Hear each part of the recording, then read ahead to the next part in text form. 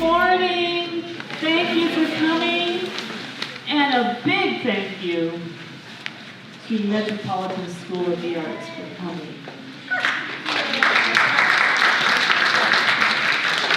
I'd like to introduce Brianna Sweatland. She will be doing the reading, and she is the one who coordinated with us for this performance. And these are the high school performers.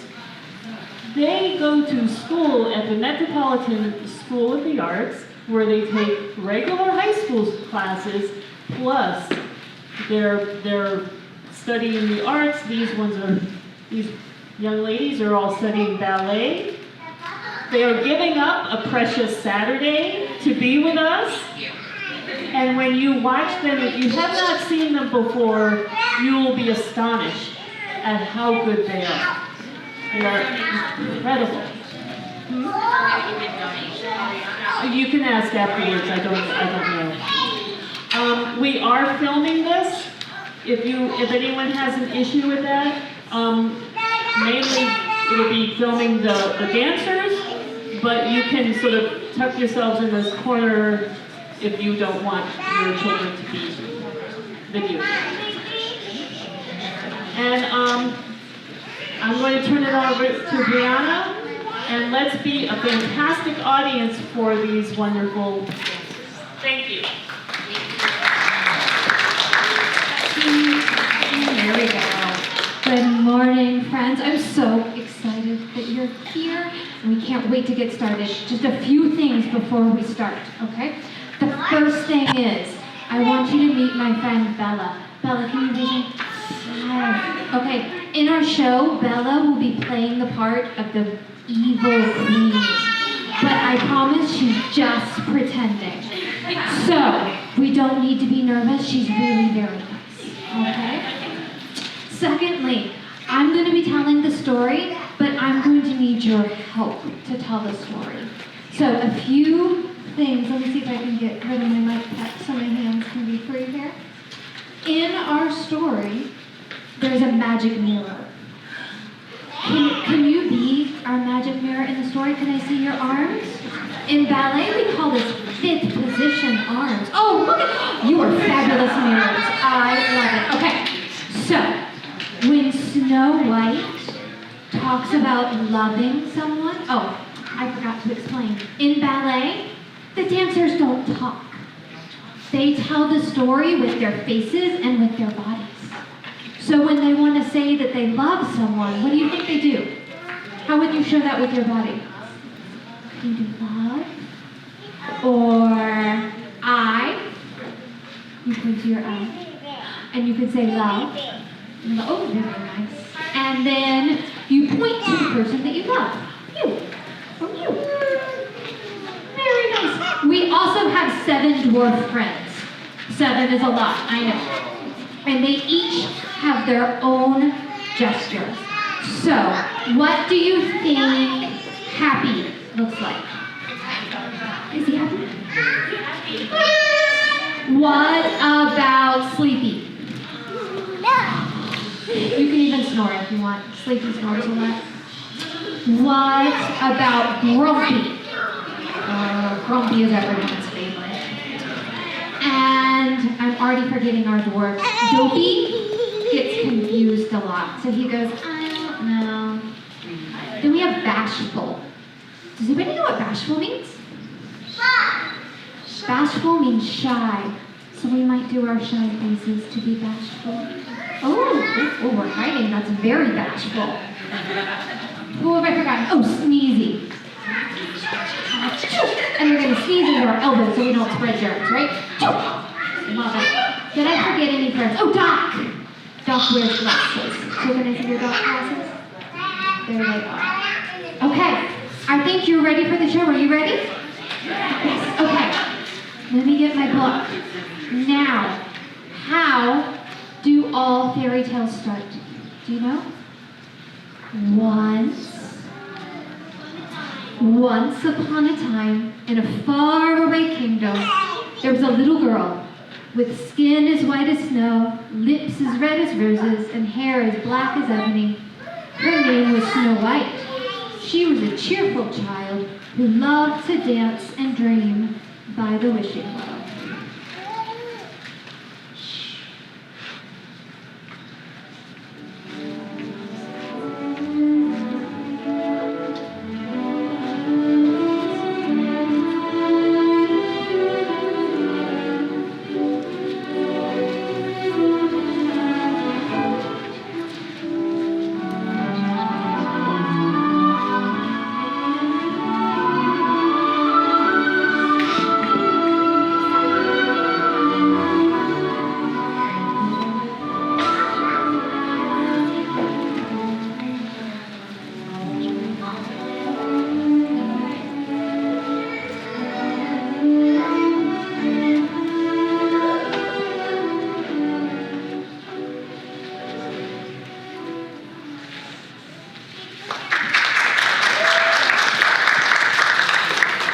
But after her mother passed away, her father remarried, and the new queen was not kind.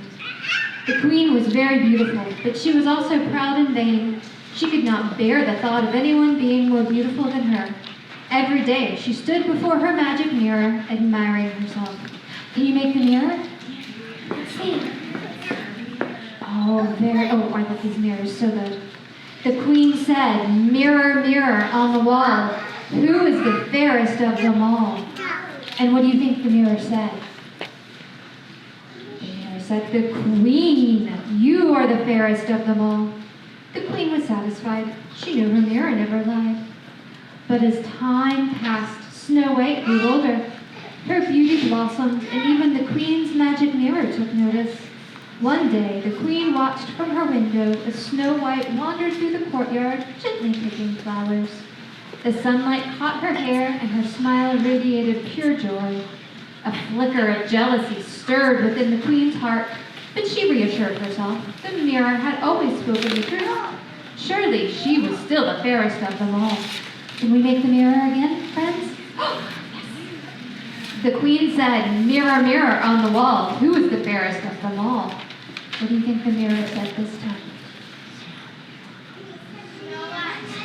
The mirror said, "Snow White is the fairest of them all." The queen gasped and clutched her chest as her face twisted with rage. She clenched her fists, trembling. The queen was furious. She could not bear the thought of Snow White being more beautiful than her. Envy twisted inside her heart like thorny vines growing stronger each day.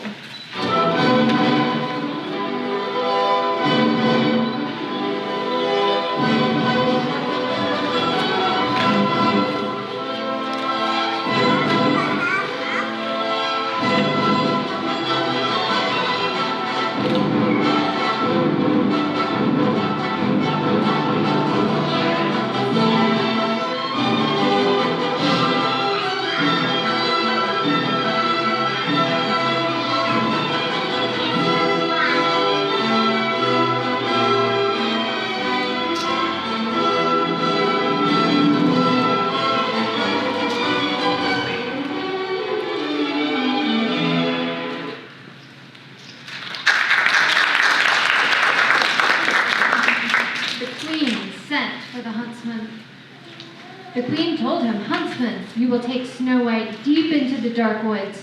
So far she can never find her way back, and then you will end her life. Bring me her heart as proof." The huntsman was horrified. He and Snow White had grown up together. How could he possibly harm her? He pleaded with the queen not to do such a terrible thing. The queen commanded, "You will obey me. No one shall be more beautiful than I, for the mirror has spoken. If you fail to take her life, it will be your own that is at risk." The queen then swept from the chamber.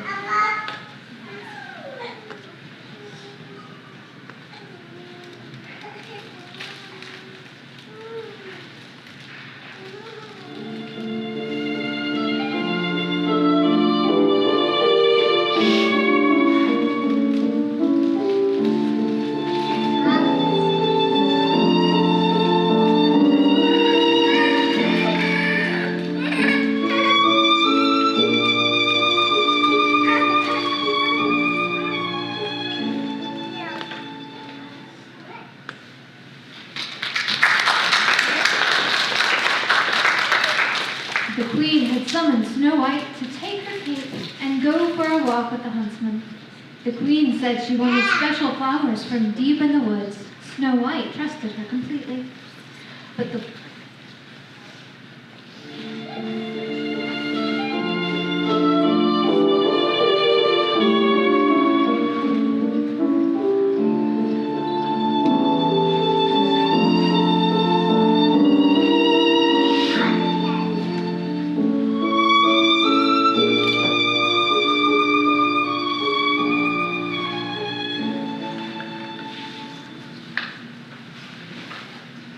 weight of the huntsman's secret crushed him. He could not be happy, not when he knew what he had been sent to do.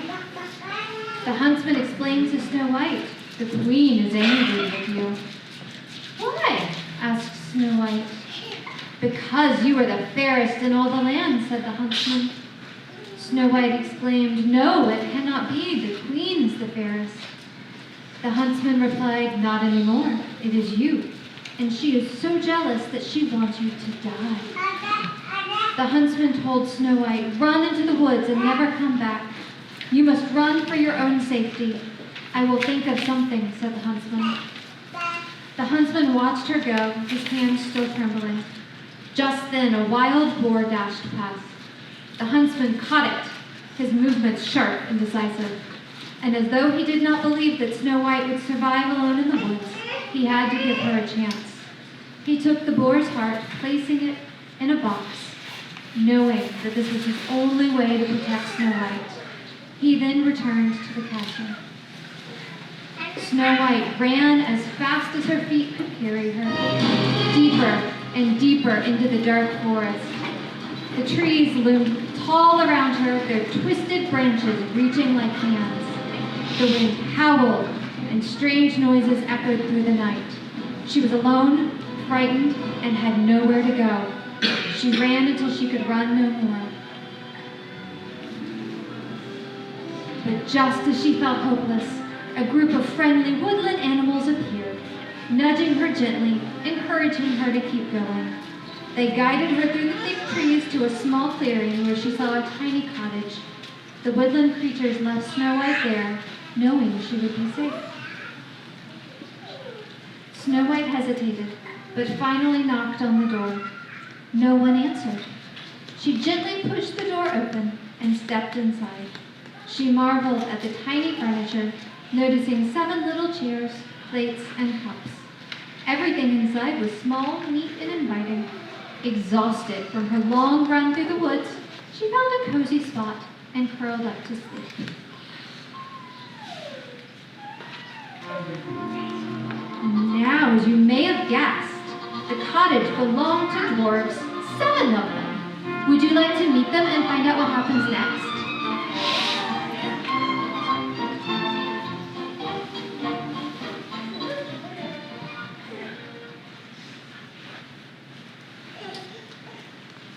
The 7 dwarves arrived home from work and were shocked to find someone in their house asleep. The dwarves gathered around Snow White. They were very unsure who this was. Okay, friends, let me introduce you to Sneezy. Hi, Sneezy! Achoo! Who's been in our house? Sneezed the first dwarf so loudly, he nearly blew off his own hat. Can you sneeze like Sneezy? Oh, good sneezes. Next up, we have Dopey. Hi, Dopey! I don't know who she is, mumbled the dwarf, scratching his head in confusion. He looked around as if waiting for someone else to figure it out for him. Dopey gets confused a lot. Can you make a confused face like Dopey and say, I don't know? I don't know. Our next dwarf is Bashful. Do you remember what Bashful means? That's right. The next dwarf peeked out from behind his hands, his face turning as red as a ripe apple.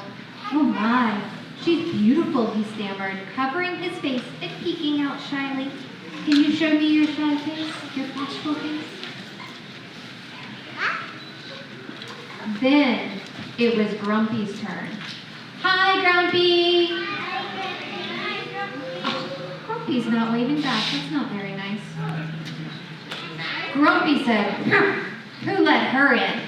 He crossed his arms and stomped his foot. He did not look happy at all. Can you pretend to be grumpy? But then it was Doc's turn to speak. "Hi, Doc." Now, said the wise-looking dwarf, adjusting his glasses. "Let's not be hasty. We should wake her up and see who she is. Can you show me your glasses like Doc?" You can use two hands. I just have one. Happy is next. Hi, Happy. Oh, he's so happy. Woo! Maybe she needs us to help her, squeaked the littlest one, practically bouncing with excitement, until he tripped right over the last dwarf, who was fast asleep, snoring like a little bear, completely unaware of all the fuss. You know who that has to be. Sleepy. Can you show me your happiest face? What about your sleepy snore? Good job. Now you've met all the dwarves. There certainly are a lot of them. Let's see what happens next in the story. Snow White stirred. She blinked a few times, stretching, then suddenly sat up and found herself surrounded by small, curious faces. Her eyes widened in surprise. Snow White said, "Oh, where am I? And who are all of you?" Let me guess. Are you the one who keeps sneezing all the time? Yeah. Snow White said, "Oh dear, yes, I think you must be the sneeziest dwarf in all the world. You're sneezy. And you look like you're always confused." "I don't know." "Oh wait, you must be dopey." "I thought so. I bet you get confused a lot." "That's okay. We all get confused sometimes. I'm glad you have friends to help you." Snow White spoke to the next dwarf. "Oh, you must be the shy one. You're hiding already. Don't be scared. You must be bashful." She then looked at another dwarf and said, "Oh my, someone looks unhappy. Let me guess, you must be grumpy." Grumpy replied, "I'm not grumpy, I'm just serious." Snow White giggled and said, "Oh sure, super serious. I bet you never smiled." And then she tickled him. Snow White spoke to the next dwarf. "And you look like you're in charge. Are you the one who makes the rules? You must be Doc." He replied, yes, someone has to be the sensible one around here." Snow White then spoke to the dwarf, who had a huge smile on his face. "Oh, you seem happy. You must be happy." And Happy said, "That's me. I love to smile. I love new friends." And then Snow White whispered, "Oh, and this one. I don't need to guess who this is. He's definitely the sleepiest of them all. You must be sleepy." That night, the dwarves and Snow White gathered around their little table for a wonderful dinner. They shared stories and laughter, their cozy home filled with warmth and joy. When Snow White told them who she was, the dwarves were thrilled. Snow White told them about her life in the castle, and the dwarves gasped when they heard about the wicked queen. They promised Snow White she did not need to worry about the queen. She would be safe, hidden in the forest. After their meal, they sang songs and danced, twirling around the room in joyful celebration. As the night grew late, they stretched and yawned, climbing into their tiny beds. Snow White smiled as she watched them snuggle under their blankets. Feeling safe and happy, she lay down in her own cozy bed, closed her eyes, and drifted into a peaceful sleep.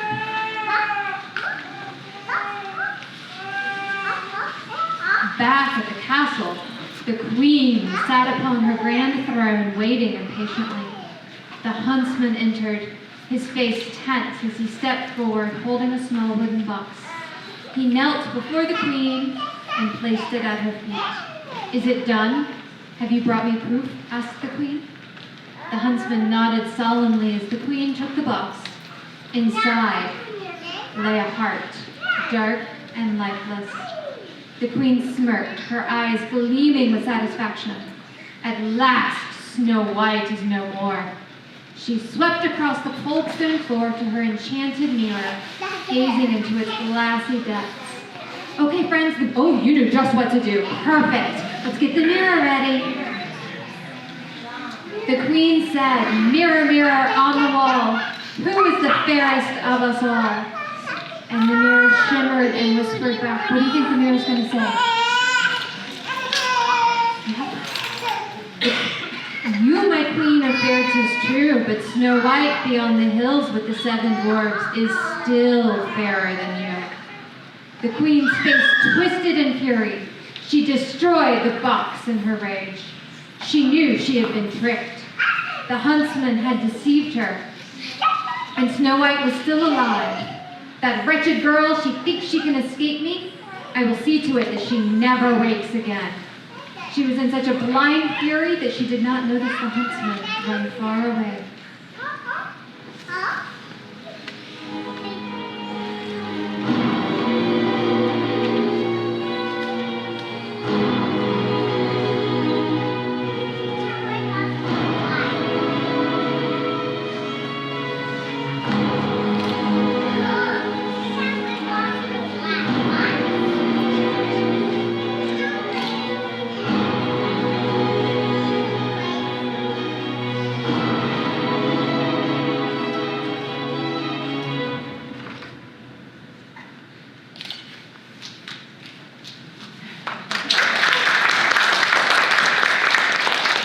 A spell of sleep as dark as night, one single bite shall steal her light, declared the queen. From a swirling roof she pulled out a gleaming red apple, beautiful yet deadly. Her lips curled into a wicked grin. "One bite, Snow White, and you shall slumber forever," she said with wicked glee. But she could not go looking like the queen. The dwarves would never trust her. She grabbed a tattered cloak, hunched her back, and smeared soot across her face. Her hands curled into gnarled claws as her voice became a raspy croak. "A harmless, poor old woman bringing only a simple gift," the queen smirked. With poisoned apple in hand, she stepped into the stormy night, her heart full of dark triumph. Snow White would never escape her now. Morning arrived at the cottage, and the 7 dwarfs stretched and yawned. One by one, Snow White helped them get ready for a long day at work. Doc warned her, "Be careful, Snow White. Don't open the door for anyone." Snow White smiled and nodded and waved goodbye as the dwarfs left for work. Snow White sniffed the morning baking, a sweet smell of warm bread filling the cottage. As she hummed a tune, a knock suddenly echoed at the door. Outside, a frail old woman holding a basket of shiny red apples. "A kind girl like you deserves a sweet treat," the old woman said, holding out an apple. Snow White hesitated, remembering the dwarf's warning. "But the apple looks so delicious. Do you think she should take it?" "No." "Okay, let's see." She reached out and accepted it, turning it over in her hands. "Oh my, it looks so shiny and red. I've never seen such a beautiful apple," she exclaimed. Taking a big bite, she suddenly gasped as the fruit lodged in her throat. Her vision blurred, and with a soft cry, she collapsed to the floor. The bluebirds of the forest, who had been watching, chirped in alarm. They fluttered away, darting through the forest, calling for help.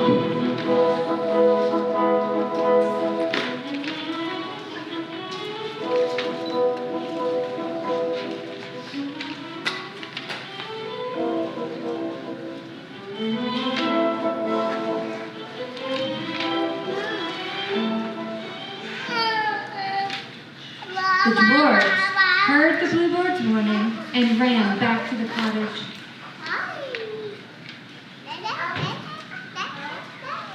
Doc cried, "Oh no, she's not moving." Happy cried, "This cannot be happening, it's so sad."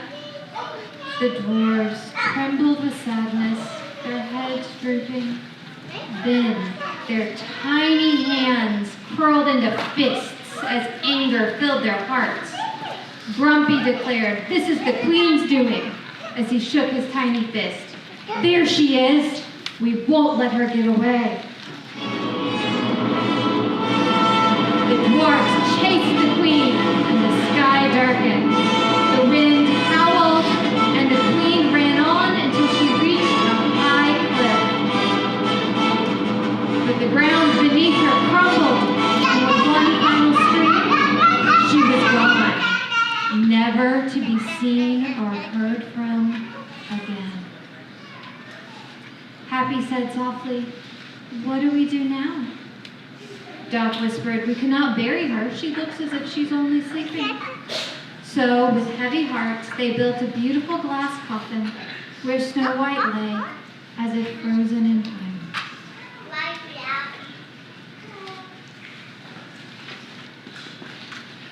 But far away, the huntsman had been searching for Snow White. The mirror had told him of a cottage deep in the forest with 7 dwarves, and at last he found it. His heart sank as he saw Snow White lying still in the glass coffin. With tears in his eyes, he reached for her hand, and with one final kiss, she stirred. Snow White sat up, looking around in wonder. The huntsman, overcome with happiness, could not speak, but Snow White saw him.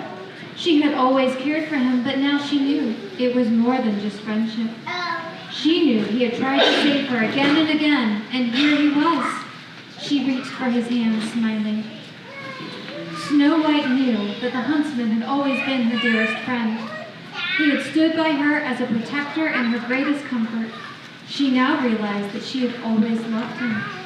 Friends, will you help Snow White tell the huntsman she loves him? Yeah, do you remember? Okay. So, I love you. And then Snow White said, "Will you marry me?" The huntsman took her hands in his eyes filled with emotion. He said, "Snow White, I have loved you for as long as I can remember. I would be honored to be your prince." With joy in their hearts, they returned to the castle, where they were married in a grand celebration.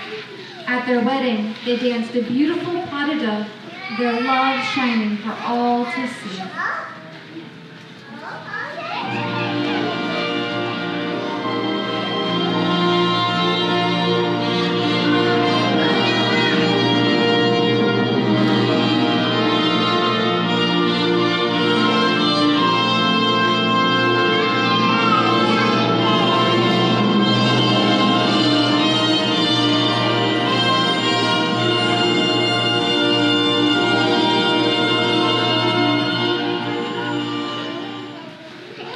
And for one final bow, let's say goodbye to our 7 dwarves.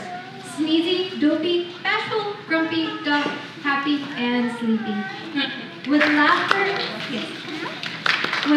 and joy filling the air, they waved to all, knowing their story had a happy ending. And from that day on, they all lived happily ever after.